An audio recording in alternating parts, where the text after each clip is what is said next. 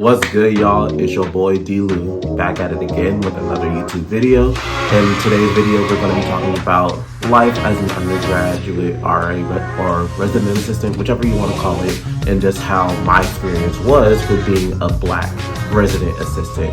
And if you notice something funny with my voice, is because I think I might be coming down with a little slight sinus infection, so please pray for your boy. But before we get into the video, make sure you like, comment, and subscribe. Make sure you share this video with a friend or anyone that may resonate with you so that we all may continue to grow together. And without further ado, let's get into the video. So, what is a RA, or what is a resident assistant? So the terminology for resident assistant and the definition for it means just a person who is over a floor of however many students it may be. It could range from 20, 30, 40, 50 plus. Just someone who's over a floor of kids in a dormitory at a university or a college area. And that is pretty much what it means. And a RA is pretty much a person that students can go to, that whatever they have questions about the floor, whether it be maintenance issues, whether it be roommate conflicts, whether it be just adjusting the school or programming, or just living on the floor, the resident assistant is supposed to be that guide or that person to help navigate and help steward them in the right direction, or point them to the right direction to wherever they need to go. So you have your resident assistant, and then you have your RD, which is the resident director. So the RD is the person that RA is supposed to report to, that they check in with, and that they host weekly staff meetings with, just discussing what's going on within the dormitory, how they conduct duty, what programs they should host for the residents to make life worth living at the university, and to form bonds and relationships, because that's where you're supposed to meet your friends. Especially for all my freshmen out here, if you live in a dorm, please connect with your RA, because your RA is supposed to integrate you into your community so that once your freshman year is done, you can feel confident and go out into the dorm, whether you live in on-campus apartments or you live in another dorm, or if you decide to venture out and get your own apartment. So that's kind of what a RA is. So I'm gonna tell my story about being a Black residential assistant at the University of California at Berkeley. So let's get straight into it. So I believe my freshman year, I applied for the resident assistant position, I believe sometime during the spring semester. I went to the fall informational, which was in 2019, and I believe they sent out like notifications saying like, hey, we're accepting applications now. So I applied, did all that, and I sent my application in, I believe like November or December, and then came like February or March, they said, all right, we're going to do interviews. So I connected with some of my friends who were previous RAs and kind of just got tips and heads up for what to expect from them and what they look for in the interviews, to kind of like conduct practice interviews so that I could be successful in getting this position. So they kind of did mock 2 interviews for me so I can get this position. And I believe when it came to the day of the interview, I showed up right on time. But also, before we get into the day of the interview, guys, so for all my freshmen, sophomores, juniors, or seniors, even if you're in college, try to get some formal wear, whether it be for the fellas, whether it be a suit, a tie, dress clothes, a white dress shirt, black dress shirt, with black slacks, black dress shoes. Guys, this is important, because I've been seeing and I've been hearing a lot of just Gen Zs and Gen Alphas not knowing how to dress for interviews. And even when they're in college, they may come to an interview and just jeans or a shirt or just a regular t-shirt. Fellas, that's not how you do it. Take it from me. You want to dress to impress whoever it may be, even if it's at the collegiate level, you want to dress to impress. So make sure you get you a button-down white shirt, make sure you get you a black tie, make sure you get you a blazer, and if you can't afford one, see if your local community center, if they have one, or if you even have to pick up a job, do what you need to do to get the money so that you can get you a nice dress shirt, or for the girls, get you a nice blouse or a dress so that you can come and dress for success, because building blocks is in college. The building blocks is in college, and that's what's going to matriculate you into the real world, because in the real world, you're going to have to dress to dress for success and dress to impress. If you want that job interview, if you want that internship, if you want any opportunity that's out there, you're going to have to impress people, and you can't impress people with just sweats and jeans and all that. Like, you have to look groomed. Fellas, get you a clean cut, cut your hair, get you a nice haircut, cut your facial hair, do what you need to do to make you look presentable and look clean cut and fresh. And girls, get your makeup, do what you need to do so that you guys can dress for success. So I believe it came for my interview. What I did was I showed up about 30, not even 30, but let's say 20 minutes to 15 minutes early. Showed up, did what I needed to do, was just sitting in the designated area where they asked me. And when my name got called, they said, hey, we're experiencing something with another interviewer. Could you please come back at another designated time? So I was very flexible with that, and that's some brownie points that was for me. And for you guys too, if they ask if you could reschedule, if it's within your schedule, make sure that you can reschedule, because they'll be more indebted to you, so you can use that to your advantage. And maybe they'll call in a favor and just be like, hey, this person looked out for us at this time, so let's return the favor, So I believe they scheduled me for another time during the day. I went off to class, did what I needed to do, came back, did my interview. I did pretty decent, at least at the time that I felt. So I was like, okay, cool. So we're just going to wait and hear back from them. So fast forward to about the end of March, beginning of April, the decisions came out, and I clicked the email, saw what I needed to do, and logged in, and lo and behold, I got put on the wait list. So I didn't do as good as I thought I did, but hey, that's a reality check, so it shows something that I need to improve on, my interview skills at that time. So, but they still let me take the course that I needed to in order to be a residential RA, and they put me on the wait list, and it was just like, hey, if we have any openings, we'll call you and let you know. And I was like, okay, cool. So went back home because the pandemic shut us down, and came the fall semester, didn't hear anything.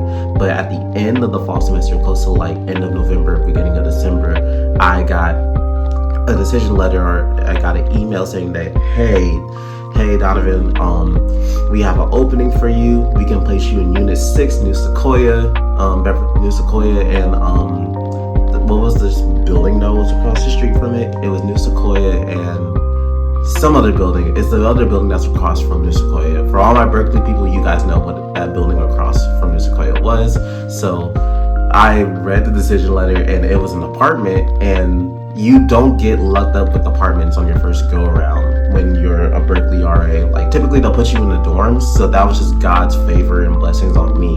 So I took the offer, and I believe when January came, we had to report back at January 5th or 6th for RA training. So drove up there, packed all my stuff. We drove up, we pulled up to the building, and this is where one of my favorite peoples came. My first RD, she was just like, hey, I'm your new RD. Hope we can get to know each other, and I hope that we can be successful as RD and RA. And even still to this day, I still talk to my very first RD. I have a lot of love and respect for her. She helped me through a lot. So shout out to you. You know who you are. I appreciate you for everything that you have done for me, and just seeing me grow and matriculate into the person that I am. So really thankful for you. But I just remember we went through a lot that whole first year as a RA, because I got brought in spring 2021, and that experience really taught me. I was in the pandemic, so I had to learn how to live, how to navigate being in an apartment's one, and dealing with junior transfers at only 18, 19. So navigating that, and then what I learned from that was just, as you're in those apartments, the residents that you may have, you got to know your audience. So I looked up with junior transfers, sophomores, and seniors, and they were more independent. So it's all about knowing your residents and knowing what styles work for them. So for Minds for Apartments, when it came to bear chats, or just checkups and just seeing how residents are doing, or programming, they're less inclined to do it, at least in person, because they're more on the upper level of just graduate check of just student life. So they may not care about like, programming or like, oh, what's going on in my dorm, what's going on in the apartments. They're just like, okay, we're just here living here, we're doing our own thing, so you do you, we do me. If it's anything important, then we'll do. Because my first set of residents, very independent, very to themselves, but I still have some relationships with some of them. And for people who do want to be RAs, make sure that you can capitalize on your relationships, build relationships with your residents, because you don't know what opportunities can present themselves after they move off the floor. Because sure, like you have to keep that residential, RA, like not facade, but you have to keep that RA figure once they're residents up for the whole year. But once they matriculate and move off your floor, you can be friends with them, you can be cordial. Of course you can be cordial with them during the time that they're on your floor, but you can't be as cordial, because as a RA, you're expected to be held to like a higher standard. You're seen as a mentor figure. You're seen as a mentor figure 1 and an authority figure 2. So you can't be as cordial or buddy-buddy with them, but you do have to care about your students, but you don't have to go over the top with it. So that's what I learned with being a Black RA at UC Berkeley in my first go around. And there was just this one instance where that affected me to this very day. It was around spring break or close to Easter of that year. I was on rounds for the day before Easter. I did rounds, and for those of you who don't know, rounds are kind of just like patrolling the area and kind of just walking around, making sure that the area is secure, making sure that residents aren't drunk and aren't smoking, aren't doing what they're supposed to be doing, and just making sure that you're showing like face in the community and in your areas of what you're doing. So I did my first rounds at like 11 o'clock. That was easy. So boom. Then it came to 1 o'clock. I was just looking at my phone. I was just being like, I do not want to go outside. Like, I don't want to do rounds. But something in my spirit was just telling me, get up and go. Like, you need to go do rounds. So do what you need to do. So I was like, okay, fine. Put my slides on, put my hoodie on, got dressed, walked out the door. Everything was cool in New Sequoia and apartments. And then I walked across the street. Went to the very rooftop there, and then I just see this person on the rooftop, and she's huddled in a corner, and I was just like, excuse me, like, you can't be up here, the rooftop is closed. And as I get closer to her, she's crying, and I'm just like, ma'am, are you okay? And then I smell the smell of alcohol, but it smells like throw up mixed into it too. So I was just like, ma'am, is everything okay? What's going on? Why are you crying? And then she was like, get back, I'm gonna do it, I'm gonna jump. So she would look like she was about to jump off the top of the building. So I grabbed her and then yanked her back, and I was like, no, we ain't doing this, come on, we're gonna talk through it. So we left the rooftop. I brought her down to the common area on, I believe, the floor below us, and I was just like, what's going on? The girl had a lot going on, guys. Like, this night startled me, and it just really opened my eyes, because this was my introduction to just people going through real things in college. Because let's be real, in college a lot happens. Like, you're going through life, you're going through navigating friendships, relationships, classes, all at the same time, and you're away from your folks majority of the time. So the effects of life happen to you. So for her, something happened with her relationship. I don't want to disclose it too much, but I remember I got there at 1, and I didn't leave like that. I didn't leave that situation up until like almost 4 or 5 o'clock in the morning.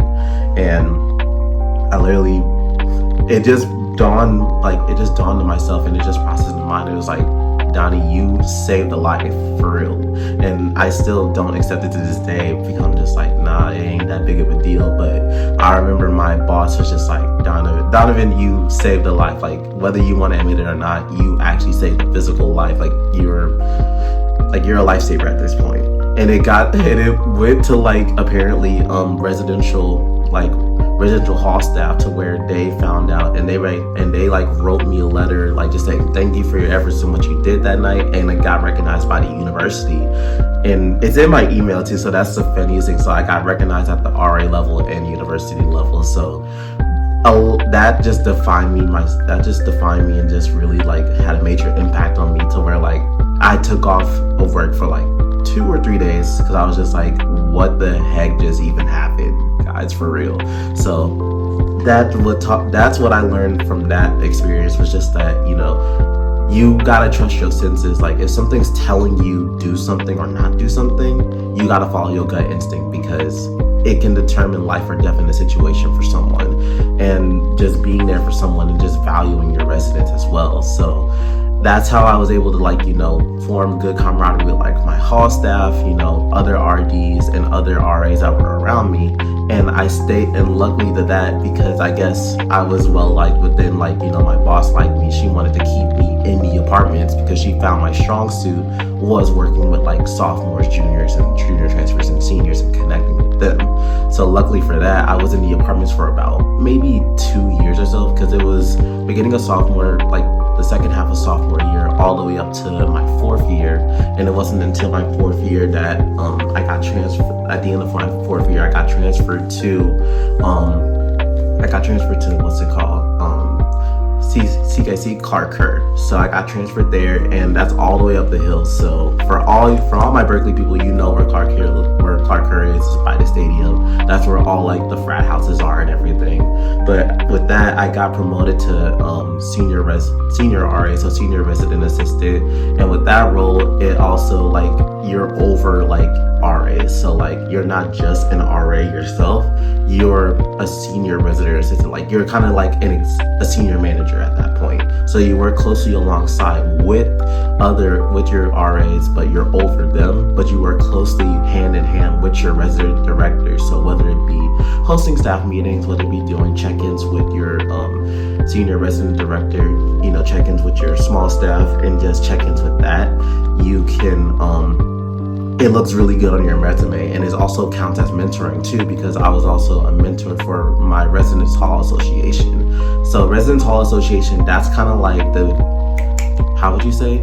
Not PTO, but it's like the high school student union of college, pretty much, but living in the dorm style. So they're responsible for throwing programs and just, you know, trying to foster community amongst like the dorms. So I was a mentor for them, kind of like giving them tips and tricks and like, you know, what to do with programming, how to engage with residents, how not to engage with residents, and how to get the best like turnout to resident programs and all that. So that's how I did with that, and I did that for a whole year, and then I graduated.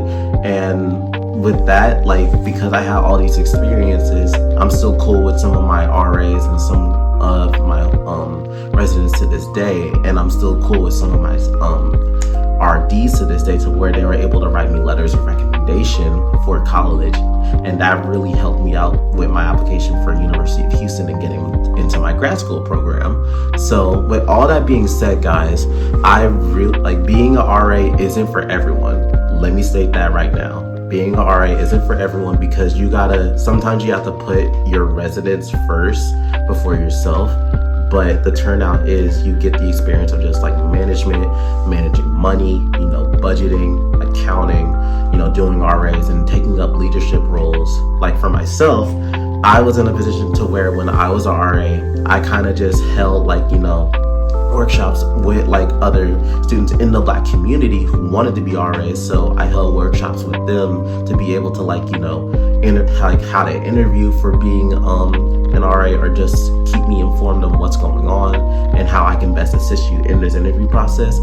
Some of my kids got in. I think I was on a record of like 4 out of 5, where like 4 of them got in, 1 of them didn't. So my track record was pretty good with my mentoring with that, and that just was able to help foster more friendships and just more community amongst people in the Black community. So it isn't for the weak, but it is very rewarding, and it does require sacrifice, because you won't be able to go out like some nights because you got duty, but you can make the best of it for real. Like it isn't that bad, it isn't the end of the world, and it looks good on your resume, because what people look for after college, if you go to if you're interested in, grad school, or if you're applying for jobs, they look at what did you do in college. They don't care. Like, if you just have a bland resume, just like, oh, I just went to school, they're just gonna be like, what else did you do in school?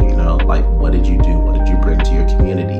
What does your college experience say about you? And how can you, best help our company? Like, were you a part of hall staff? Were you a part of any clubs, organizations? Like, what about you stands out amongst other people? Do you have any experience? And for my people who don't have internship experience, if you have RA experience, that kind of substitutes for it, because in a way that's kind of a manager position. You're managing over 50 to 60 people and ensuring their safety and well-being, while also doing programs, hosting programs, budgeting and financing, and working alongside other people. So that counts as community engagement. You work with Google Outlook, you work with Microsoft Outlook, you work with all these other apps and applications, so where it shows you do have experience with managing and working alongside others, so it can account for that. So with all of that said, guys, it is not for the weak, but it is very rewarding. And thank you, UC Berkeley, for having my opportunity to be an RA and be an SRA and be our Resident Hall Association mentor to you guys and everyone that I've impacted. I hope that I left a positive impact on you guys. And with my relationship that I've established, you guys are the best. So yeah, that kind of goes to the end of the video, you guys. If you guys have any questions, please leave them down below. And as always, make sure you like, comment, and subscribe. Make sure you share this to a friend so that we can all grow together and grow in peace and harmony. And with that, it's your boy D. Lou signing out. I'll see you on the next one. Nomad Beats.